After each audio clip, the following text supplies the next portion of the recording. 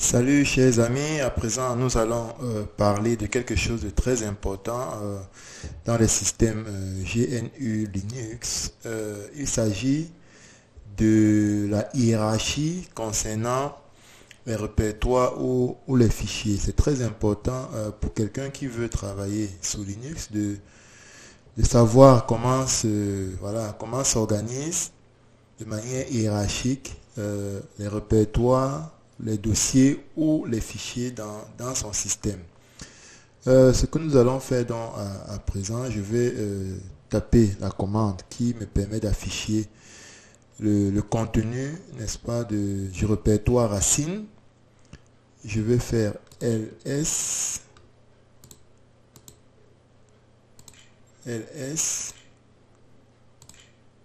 slash. OK. Donc, je valide. Voilà donc.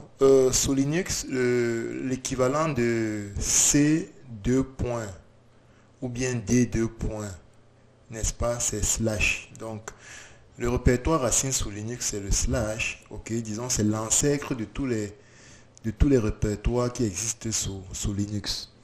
Alors, il a pour enfant ces différents sous-répertoires que vous voyez là. On va donc voir la signification de chacun d'eux. Et chacun de vous doit effectivement savoir à quoi sert, n'est-ce pas, chaque sous-répertoire qui se trouve dans le répertoire racine. Alors, nous allons commencer par le sous-répertoire bin. Bin veut dire en anglais binary, ok, c'est-à-dire que c'est le répertoire qui contient l'ensemble des fichiers exécutables binaires, ok, telles que les commandes qu'on va taper, ok. Ces commandes se trouvent dans le sous-répertoire bin. Ensuite, nous avons le sous-répertoire dev. Dev qui veut dire devices, ok. Donc, c'est un répertoire qui contient, n'est-ce pas, des représentants des périphériques, n'est-ce pas, qui se trouvent sur mon architecture ou bien dans mon ordinateur. Par exemple, lorsque vous allez connecter une clé USB, automatiquement, il y a un fichier lien représentant cette clé qui sera créé dans le répertoire slash dev. Nous avons le répertoire slash home, home qui veut dire maison. Ok, c'est un peu l'équivalent du répertoire, document ou bien user document sous Windows. Ok, il contient donc toutes les informations nécessaires à l'utilisateur, relatives à l'utilisateur. C'est dans le répertoire utilisateur, à l'intérieur duquel il y a les sous-répertoires qui, n'est-ce pas, correspondent à chaque utilisateur de votre système. Nous avons lib, qui veut dire library, c'est-à-dire que c'est le sous-répertoire qui contient les bibliothèques nécessaires aux manipulations que vous ferez sur le système. Il a donc plusieurs extensions selon que le système est sur 32 ou bien 64 bits. Nous avons le répertoire lost plus found, comme son nom le dit, c'est-à-dire perdu et retrouvé. Donc c'est un répertoire dans lequel sont enregistrés les fichiers qui sont récupérables après un crash. Par exemple, lorsque votre système a crashé automatiquement, il y a des fichiers qui sont créés ici qu'on peut exploiter pour faire une récupération de ces fichiers qui ont été supprimés par inadvertance ou bien qui ont crashé. Nous avons le sous-répertoire MNT qui veut dire mount, c'est-à-dire que c'est un répertoire qui est quand même historique, mais qui a pour rôle de faire des montages des partitions, des clés USB si vous voulez, ou bien des disques que vous avez dans votre ordinateur. Automatiquement, vous pouvez créer des points de montage à l'intérieur. On a également le sous-répertoire proc, ok, qui est un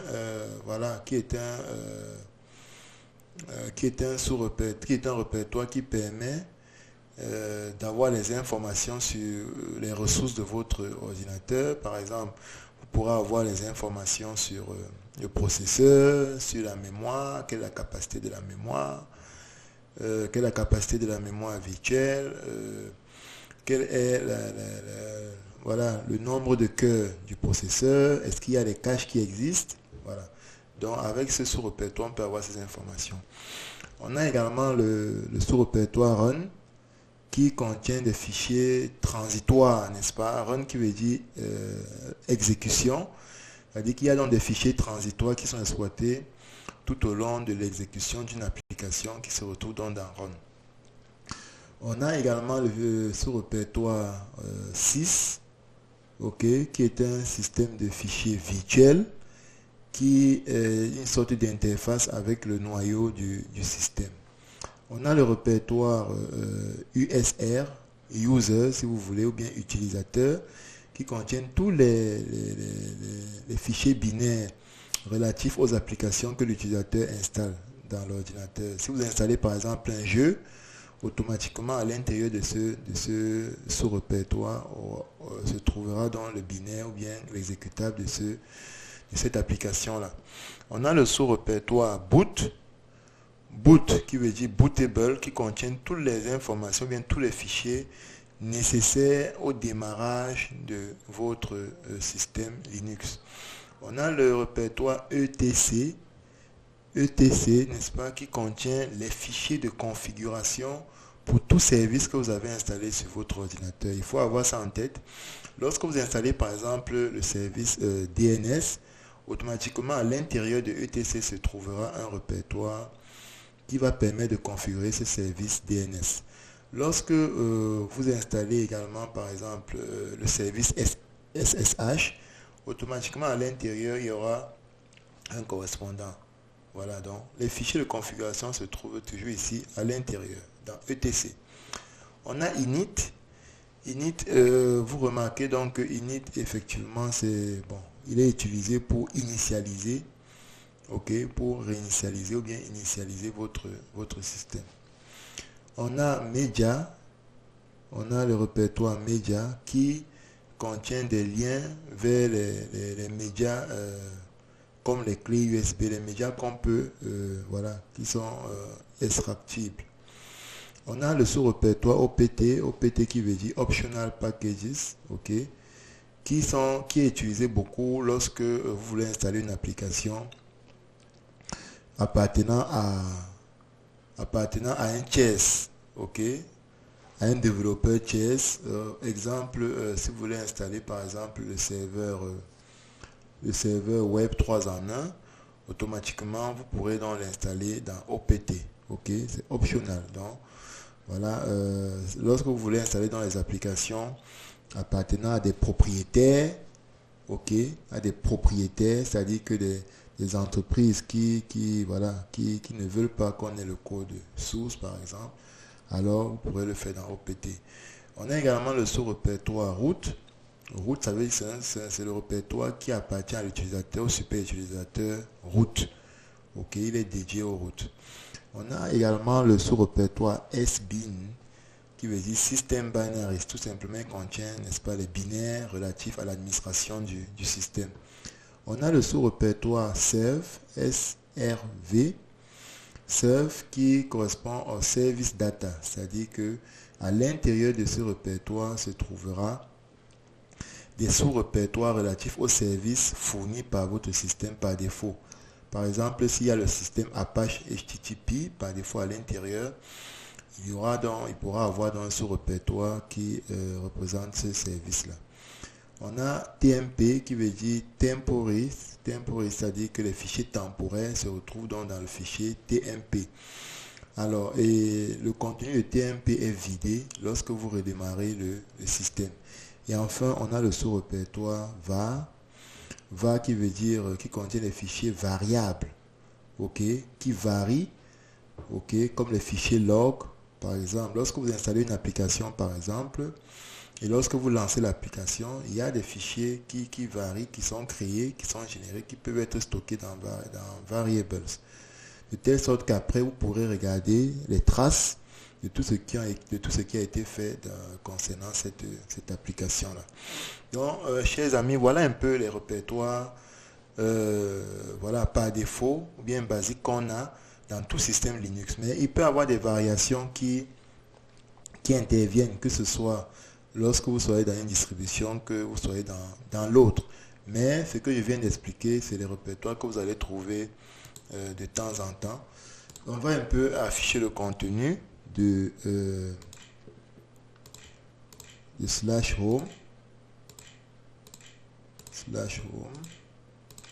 Ok, vous voyez qu'à l'intérieur il y a Chafros. En fait, Chafros c'est le nom d'un utilisateur du système. Vous voyez que c'est Chafros qui est connecté. Donc chaque fois qu'il y a un utilisateur qui est connecté, qui se crée, autant pour moi, il y aura un sous-répertoire dans slash home concernant cet utilisateur. Et lorsque je fais maintenant ls slash home slash Chafros,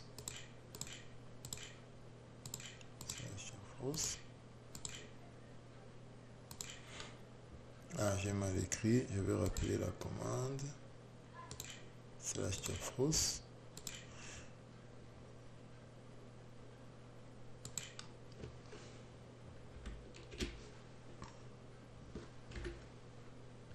Donc ici bon oui, je comprends en fait, parce que le système que j'utilise effectivement c'est une extension que j'ai installée sous Windows, donc du coup il n'y a pas de contenu, mais ce qui devrait s'afficher ici par exemple c'est quoi? C'est les images, c'est un répertoire pour les images, pour les vidéos, pour le desktop, pour le bureau, etc.